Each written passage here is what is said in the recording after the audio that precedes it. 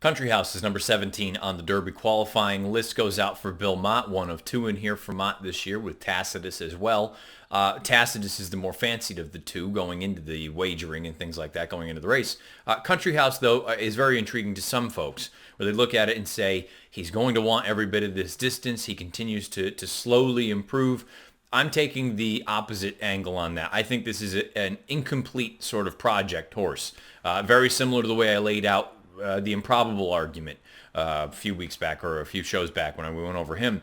The reason I say that is because he's had a number of instances where it seems like he runs in spots. There's also something that I'm getting a little bit more leery about how far he actually wants to go. And maybe he's going to be best suited going a slightly shorter distance, a one-turn configuration, just because of the way that he's moved. Where you look and see in a race like the Louisiana Derby, which we can't show you, he put in a serious sort of mid-race move. And yes, he was wide, but he flattened out afterward. And what does he do in the Arkansas Derby over a sloppy sealed track against some nice horses in here, Omaha Beach and Improbable? Take a look on the far outside back here. This is Country House. He's going to make up a significant amount of ground right now until they get to about the top of the lane, and then he just stays on evenly. And I'm wondering more and more, when you see that quick acceleration, the ability to go and do that, but then you flatten out at the end, that to me makes me wonder. I know the pedigree would suggest he wants to run all day, but I'm starting to wonder if maybe he is sort of a one-turn miler, kind of that type. And I understand you can say that for a number of these horses, but it feels more and more to me that when they get to the 8th pole, he just kind of loses steam. Now, perhaps that's because he needs to put in his run as early as he does, and he can't sustain that long bid. But guess what? If that's the case, that's a bit of a problem because he's going to be starting from way, way out of it. Look how far back he is at the quarter and the half mile calls. He's just coming from 100 out of it.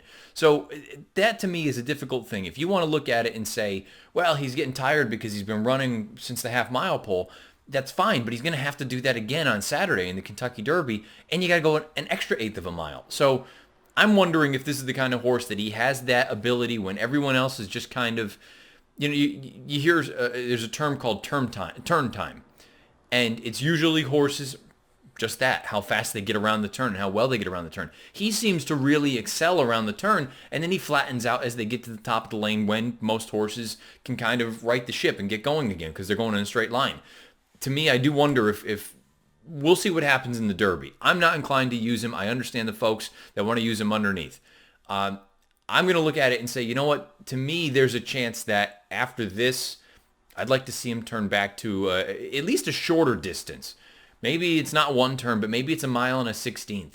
I personally wouldn't mind a one-turn mile. I know those are few and far between going forward here, but to me, Country House, I'm starting to get a little bit weary, not only about is he a completed project, but how far does he actually want to go?